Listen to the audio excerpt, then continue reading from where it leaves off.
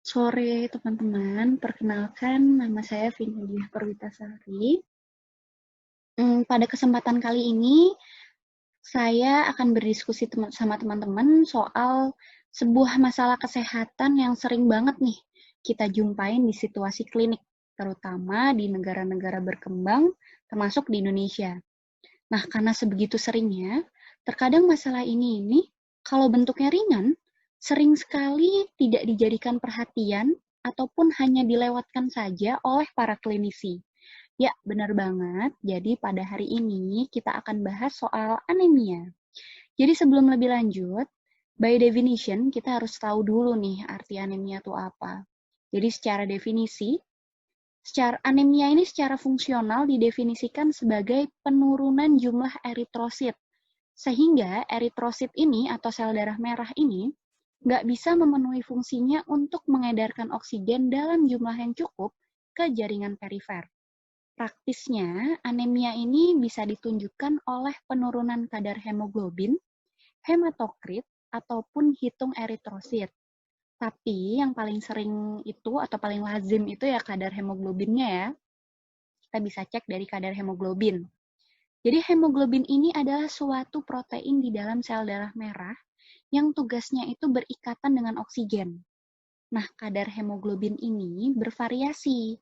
Jadi sesuai dengan jenis kelamin, usia, ketinggian tempat tinggal, dan juga keadaan fisiologis tertentu. Misalnya pada kehamilan. Nantinya kita akan bahas lebih lanjut ya.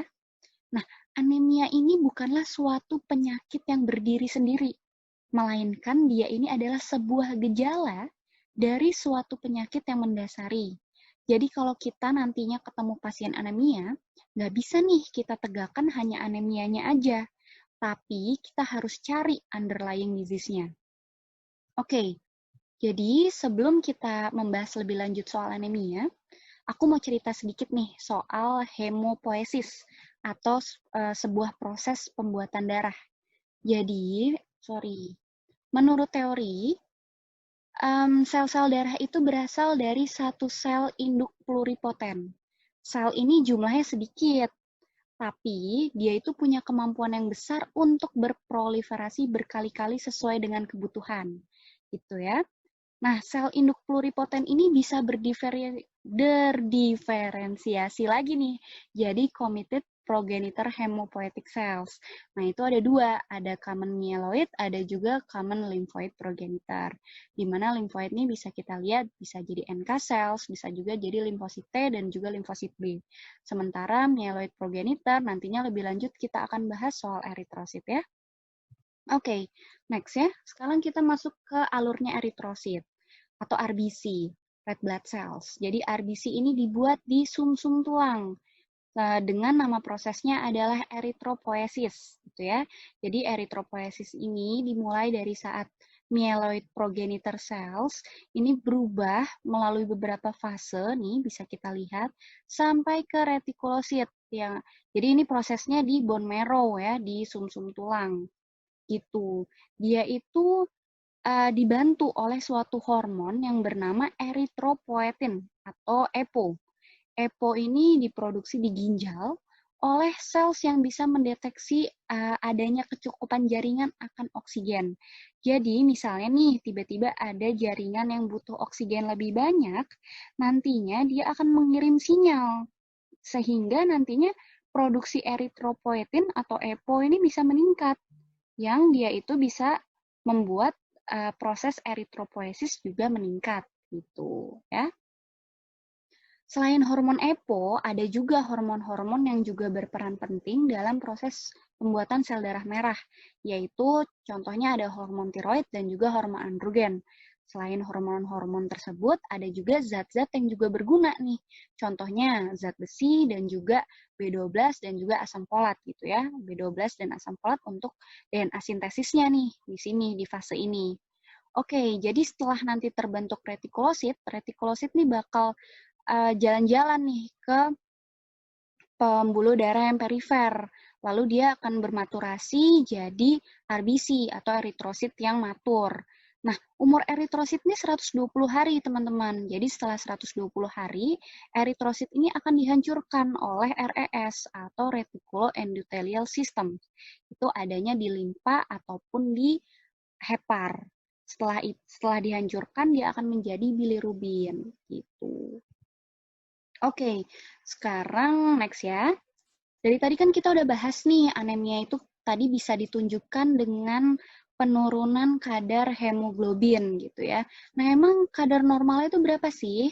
Nah, sebenarnya ini bervariasi ya, tergantung dari sumber-sumbernya. Di sini aku cek dari WHO, di mana ini dibagi-bagi. Ada anaknya juga dibagi-bagi usianya. Jadi dia itu, kalau contoh ya, dari 6 bulan sampai 5 tahun, ini normalnya 11 atau lebih gitu. Jadi kalau kurang dari 11 dia dibilangnya anemia.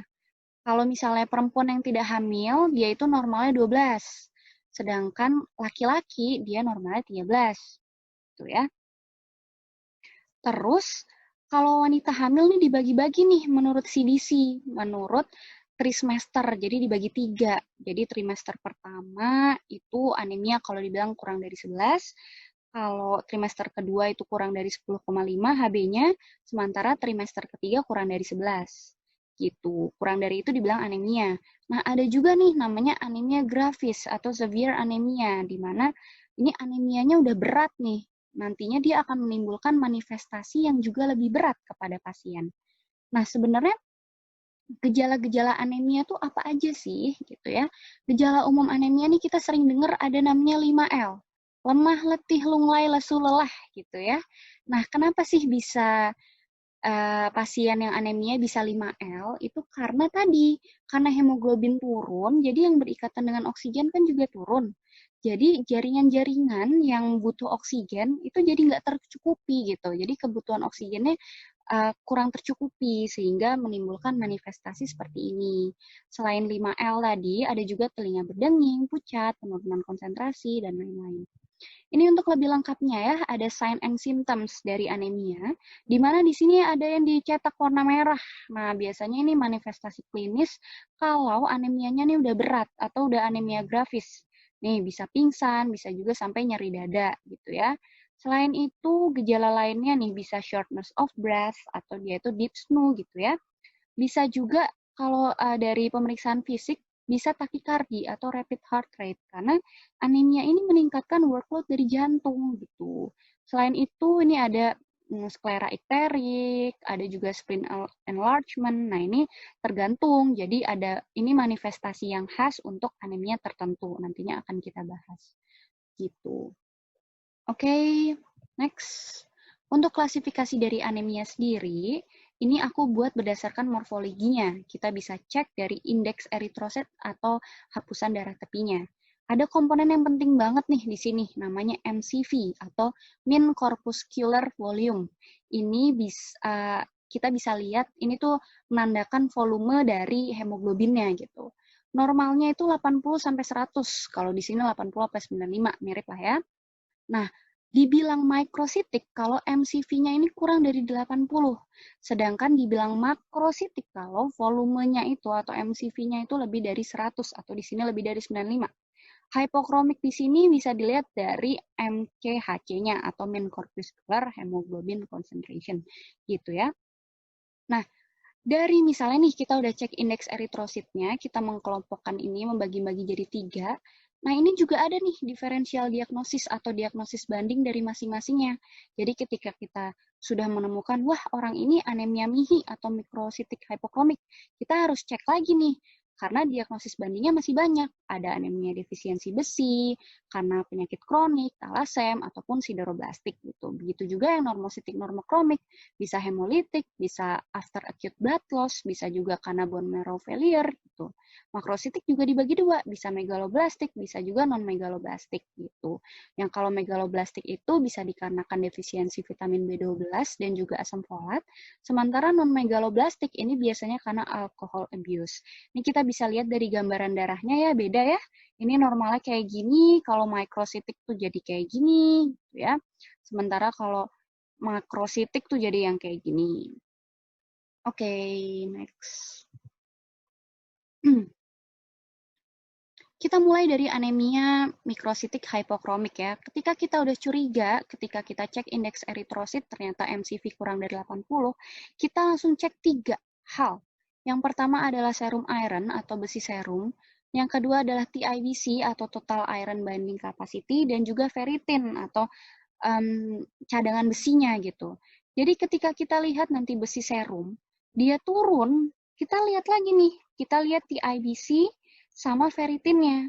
Kalau ternyata TIBC-nya meningkat, tapi cadangan besinya menurun, dan serum iron-nya tadi juga menurun, berarti ini kita bisa menyimpulkan kalau besi di sumsum tulangnya itu juga negatif gitu.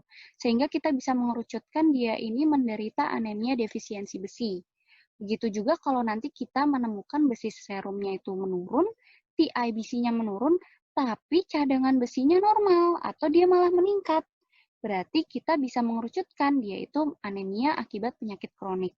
Begitu juga ketika kita nanti cek besi serum ternyata normal nih, ferritin juga normal. Kita bisa cek yang lainnya. Yang pertama kita bisa, kalau curiga ke talasemia, kita bisa cek elektroforesis. Sementara kalau misalnya curiga anemia sideroblastik, kita bisa lihat nih di sumsum tulang, ada nggak tuh cincin sideroblastnya gitu. Oke, next. Kita mulai dari anemia mikrositik hipokromik yang paling sering banget di Indonesia adalah anemia defisiensi besi. Jadi etiologinya nih banyak nih, tapi yang paling banyak karena intake zat besinya itu kurang gitu, apalagi di negara berkembang ya. Jadi zat besi itu bisa kita dapatkan dari makanan, bisa dari animal product, bisa juga dari tumbuh-tumbuhan gitu. Kalau intake-nya kurang ya dia bisa anemia defisiensi besi gitu. Selain itu bisa juga malabsorpsi karena celiac disease misalnya, atau karena ini nih sering juga di negara berkembang karena cacing. Cacing menimbulkan blood loss, lalu dia jadi anemia defisiensi besi. Bisa juga karena memang ada peningkatan atau terjadi ketidakseimbangan antara supply dan demand gitu. Sebelumnya aku akan menjelaskan dulu nih gimana sih cara zat besi itu diabsorpsi oleh tubuh kita. Nah, ini ilustrasinya aku dapetin dari YouTube ya, dari YouTube-nya Osmosis. Jadi, tadi ya, zat besi itu kan kita dapatkan dari animal product ataupun dari tumbuh-tumbuhan. Dia itu ada dua nih bentuknya, ada ferro atau Fe2+, ada Fe3+ atau ferri. Nah, kalau ferro dia ini bisa langsung masuk nih lewat co-transporter namanya DMT1 atau divalent metal transporter 1. Dia bisa langsung masuk ke duodenal cells. Sementara kalau ferri atau Fe3+, dia harus direduktase dulu nih, harus direduksi dulu nih jadi Fe2+, pakai enzim ferri reduktase. Baru dia bisa masuk ke duodenal cells, nanti dibantu dengan HCl dan juga vitamin C. Setelah dia masuk, nanti bisa disimpan sementara dalam bentuk ferritin. Nah, kalau misalnya ada suatu jaringan yang memerlukan, nanti zat besi tersebut akan ke peredaran darah. Tapi di peredaran darah tuh harus bentuknya Fe3+. Makanya dari Fe2+ nanti akan berubah menjadi Fe3+ dibantu dengan enzim namanya hephaestin. Nanti Fe3+ akan berikatan dengan iron transporter namanya transferin dan mereka akan menuju ke target tisu yang membutuhkan, ya. Nah, terus apa hubungannya sih zat besi dengan anemia? Jadi zat besi ini nanti dia akan berikatan dengan portoforin 9 dan mereka ini membentuk namanya HEM. HEM ini akan berikatan dengan globin membentuk hemoglobin. Nah, jadi kalau zat besinya kurang, hemoglobinnya nggak bisa terbentuk gitu. Kayak jadi anemia, defisiensi besi. Nah, ini adalah sign and symptoms yang biasa kita lihat. Ini sign-nya ya. Biasa bisa kita lihat dengan mudah. Yang pertama adalah konjungtiva pucat. Kita lihat ya, kalau konjungtiva non-anemis tuh gini nih. Warnanya pink, bagus ya. Kalau yang anemis nih, pucat. Selain itu ada kuku sendok nih. Ada juga ini, angular cheilitis. Jadi dia itu ada sariawan di sudut-sudut bibir dan juga ada atrofi papi lidah. Jadi lidahnya jadi licin gini nih, nggak ada grunjil-grunjilnya gitu. Dan ketika kita lihat gambaran darahnya, ini terlihat ada pansel cells gini. Onjong gitu ya. Oke. Next. Nah, Untuk tata laksananya sendiri, karena tadi kurang besi, kan defisiensi besi nih. Jadi kita harus memberikan preparat besi oral. Preparat besi oral nih ada 3. Belum ada penelitian yang bilang satu diantaranya lebih superior dibanding yang lainnya. Pokoknya dosis per hari adalah 150 sampai 200 mg besi elemental per hari. Jadi kalau misalnya kita mau pakai ferrosulfat, yang isinya 65 mg besi elemental, berarti kita pakai 3 kali 1 gitu ya. Target terapinya itu kalau target terapinya itu HB atau hemoglobin meningkat 1 gram per desiliter dalam 2-3 minggu. Nah, jika nanti hemoglobinnya sudah terkoreksi, bisa dilanjutkan terapi besi oral hingga 3-6 bulan. Gitu ya. Terus respon dari terapinya ini kan bervariasi ya, tergantung dari misal kecepatan absorpsi dan lain-lain. Itu kita bisa cek nih 1 minggu setelah kita inisiasi, kita bisa cek angka retikulosit, harusnya naik. Itu berarti responnya baik. Oke, next yang kedua, ini adalah anemia penyakit kronis. Tadi serum ironnya turun, TIBC-nya turun, tapi ferritinnya normal atau naik gitu ya. Nah, ini sering banget dijumpai pada penyakit-penyakit yang pada infeksi, inflamasi kronis, dan juga keganasan. Tapi biasa anemianya ini kalau nggak ringan ya sedang gitu ya. Nah, diduga anemia ini itu merupakan bagian dari sindrom stres hematologik, di mana terjadi produksi sitokin yang berlebihan nih, sitokin yang berlebihan, karena kerusakan jaringan akibat 3 hal tadi. Gitu. Sitokin ini menyebabkan banyak hal, yang pertama, dia bisa menekan produksi EPO di ginjal, terus dia bisa perangsangan inadekuat pada eritropoiesis di sumsum tulang, jadi perangsangannya inadekuat gitu. Terus bisa yang lain-lainnya juga nih, ada beberapa mekanismenya gitu. Oke, next. Terus ada anemia sideroblastik, ini nanti dari gambaran darahnya terdapat cincin sideroblast gitu. Oke, kita yang kedua ya, ada anemia normositik normokromik, di mana tadi diagnosis bandingnya ada banyak. Pertama, kalau kita lihat dia itu secara indeks eritrosit MCV-nya normal, kita bisa cek nih angka retikulositnya, apakah meningkat, apakah enggak gitu. Kalau meningkat, ini bisa ada 2 diferensial diagnosis nih yang bisa kita pikirkan. Kalau dia ada riwayat perdarahan aktif, dia bisa karena acute blood loss, tapi kalau misalnya dia nggak ada perdarahan aktif, bisa juga nih namanya anemia hemolitik. Jadi anemia hemolitik adalah kadar hemoglobin yang kurang dari normal akibat kerusakan sel darah merah yang dia itu lebih cepat dari kemampuan sumsum tulang untuk menggantikannya. Khasnya ada 3, yang pertama adalah anemia, kedua dia ikterik, bisa kita lihat gampangnya dari skleranya, ikterik. Lalu yang ketiga ada splenomegali atau hepatosplenomegali. Karena kerusakan dari eritrosit ini kan di RES ya, makanya dia membesar. Oke, dari pemeriksaan laboratorium bisa ditemukan HB-nya turun, retikulositnya naik sebagai kompensasi ya. Lalu ada peningkatan total bilirubin dengan dominansinya bilirubin indirect, jadi prehepatal. Oke, next. Jadi, untuk anemia hemolitik ini ada intrinsik dan ekstrinsik dengan mekanisme yang berbeda-beda. Contohnya, enzim defisiensi adalah gen 6PD, nanti akan kita jelaskan. Lalu hemoglobinopati, contohnya talasem.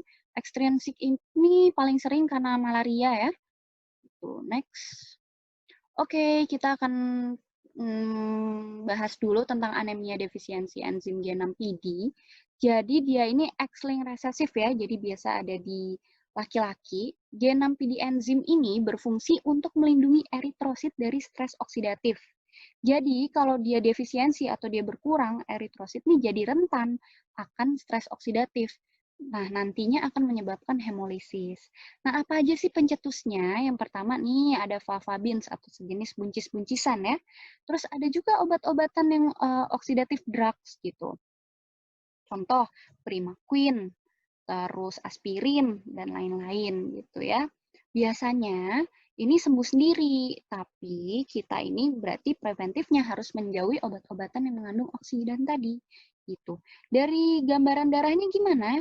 Jadi nanti terlihat hemoglobin yang teroksidasi, namanya Hens bodies, dan juga ada seperti sel darah merah yang digigit sama makrofag, namanya bite cells gitu.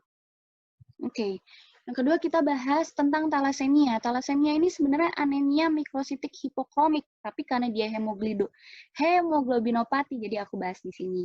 Jadi talasemia sendiri ini adalah defek rantai globin karena mutasi gen. Bisa sintesis rantainya itu berkurang, bisa juga nggak ada sama sekali. Gitu. Sebelum lebih jauh kita review dulu ya. Jadi hemoglobin ini terdiri dari hem sama globin. Globin ini ada 2 pasang rantai nih.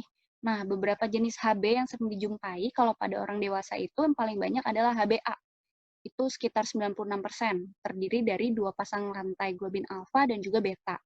Nah, ada juga HbA2, dia cuma 2,5%. Oke, sorry.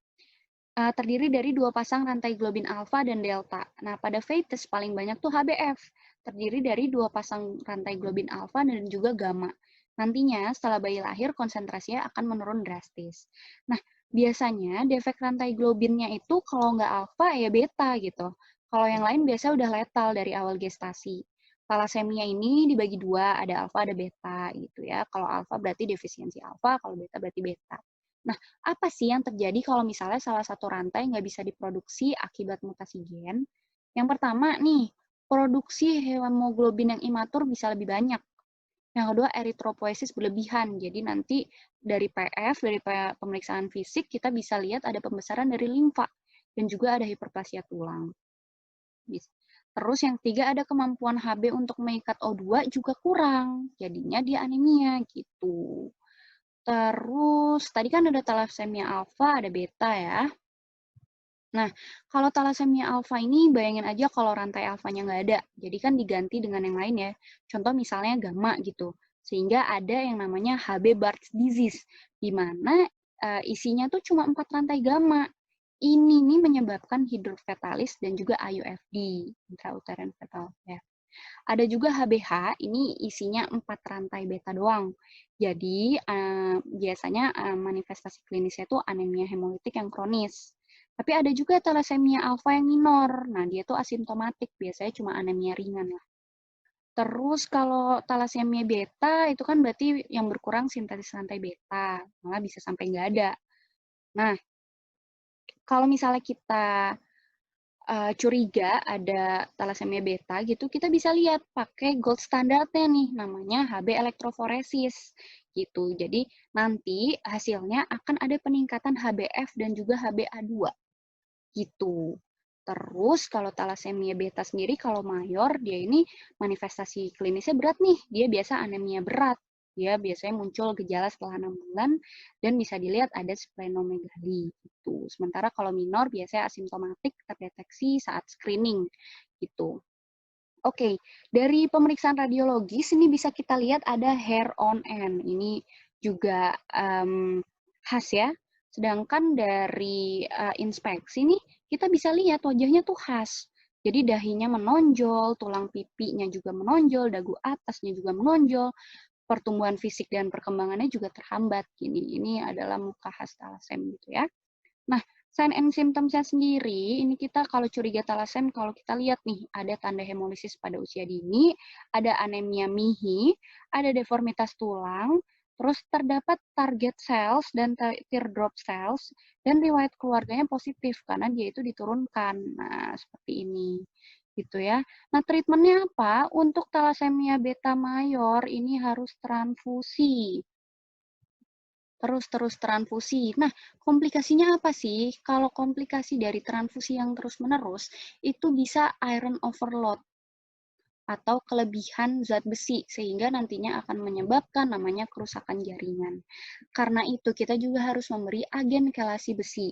Indikasinya apa? Itu kalau transfusinya itu sudah lebih dari 5 liter, lebih dari 10 kali, atau lebih dari setahun. Bisa kita lihat juga dari kadar ferritin di tubuh. Kalau sudah lebih dari 1000 mg per desiliter dan saturasi transferin serumnya lebih dari 50%, itu bisa kita berikan agen kelas besi. Contohnya ada deferoxamin, deferasirox, dan juga deferipron. Nanti tergantung nih dosisnya. Misalnya kita mau pakai deferasirox berarti 20-40 mg per kilogram berat badan per hari. Jadi kita harus tahu nih berat badan pasiennya berapa gitu. Next, untuk yang kedua, ini ada autoimun. Jadi anemia hemolitik karena autoimun. Ini kelainan di mana terdapat antibodi terhadap sel-sel eritrosit, sehingga umur RBC, umur eritrosit ini jadi memendek. Kita bisa cek lewat kumtes. Nah, kumtes ini ada yang direct dan indirect, di mana direct itu dari RBC-nya pasien, dan indirect itu dari serumnya pasien. Gitu ya. Nah, IHA sendiri itu dibagi dua, ada yang tipe hangat dan tipe dingin. Kalau tipe hangat, biasanya autoantibodi ini bereaksi optimal di suhu 30 derajat Celcius. Simptomnya banyak atau gejalanya banyak, bisa anemia, demam, ikterik gitu ya. Dan ketika kita kumtes, ini kita akan dapatkan IgG di sini. IgG ya. Ini yang membedakan dengan cold atau yang tipe dingin. Dia saat dikumtes adanya IgM gitu. Treatmentnya nanti juga beda. Jadi kalau pada worm yang tipe hangat, dia tuh masih ada ruang untuk steroid. Sedangkan kalau pada tipe dingin, itu udah nggak ada ruang untuk steroid. Nah, pada tipe dingin ini juga bisa didapatkan akrosianosis dan juga splenomegali.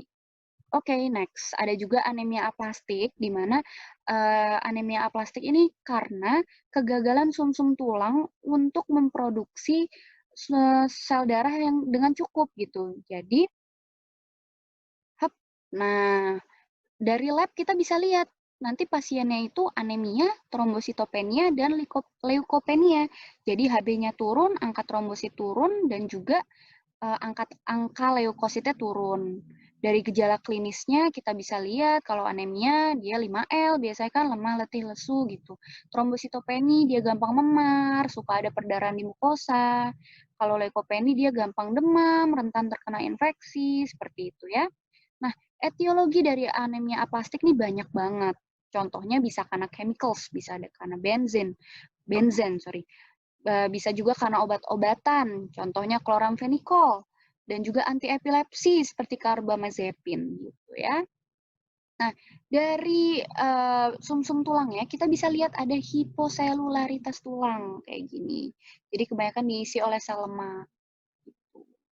Oke, next. Sekarang kita masuk ke anemia makrositik. Berarti tadi MCV-nya lebih dari 100 ya.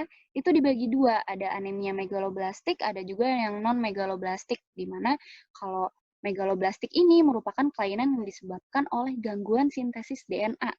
Nah, megaloblastik ini ada karena defisiensi B12, ada juga karena defisiensi asam folat. Kalau patofisiologinya dari vitamin B12 nih, karena vitamin B12 ini merupakan kofaktor dari sintesis DNA. Sehingga kalau nggak ada vitamin B12, sintesis DNA-nya jadi inadekuat, jadi nggak adekuat gitu. Sehingga pembelahan selnya jadi terganggu.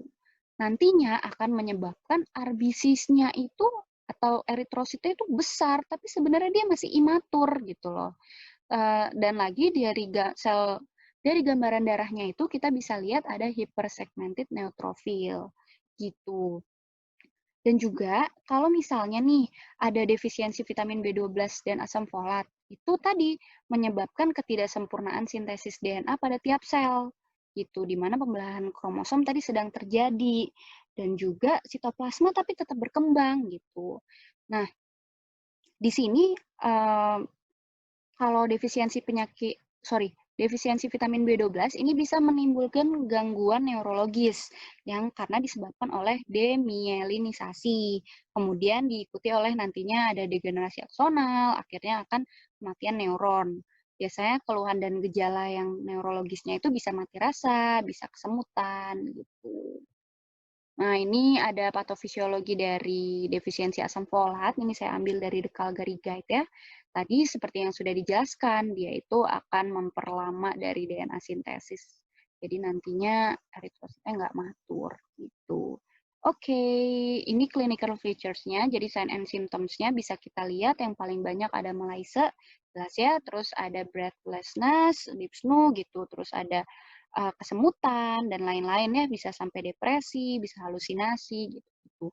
Sementara sainsnya seperti anemia yang umum ya, ada atrofi papilida atau lidahnya tuh jadi licin gitu. Terus ada angular chelosis, skin pigmentation dan lain-lain gitu. Oke, jadi tata laksananya apa sih? Nah, karena defisiensi berarti harus kita tambah dong.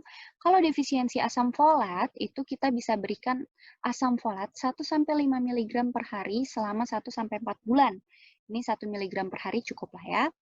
Terus kalau defisiensi vitamin B12, ini sediaan oral kurang efektif kalau misalnya ada gangguan penyerapan di gastrointestinal, misalnya pasien habis gastrektomi dan lain-lain.